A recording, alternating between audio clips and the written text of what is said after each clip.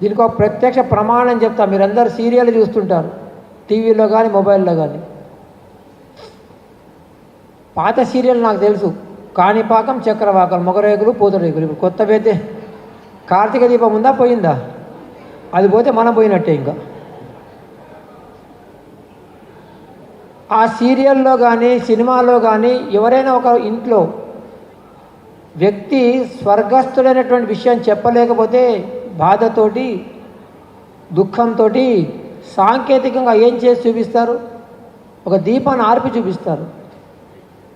ఒక దీపం ఆరిపోయిందంటే అర్థం ఏమిటి? ఎవరో ఒకరు స్వర్గస్థుడైనటువంటి. అటువంటిది ఇంత కళ్ళ ముందర మనకు పచ్చి నిజం ఉన్నప్పుడు కూడా ఆ చిన్నారితో అన్ని దీపాలు ఆర్పిస్తున్నారంటే ఎవరు చెప్పిన సంస్కృతి ఇది? ఎందుకు చేస్తున్నాం?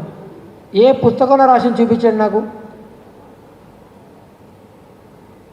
రెండవది, మీ ఇంట్లో ఎవరైనా పెద్దవాళ్ళు స్వర్గస్థులైతే వారి ఫోటో పెడతారు. ఆ ఫోటో కింద వారు పుట్టిన తేదీ, వారు స్వర్గస్థులైన తేదీ రాస్తారు, వారి పేరు రాస్తారు. దాన్ని మీరు కట్ చేయండి చూస్తా, కత్తెర పెట్టి చాకు పెట్టి కొయ్యండి చూస్తా, చేస్తారా?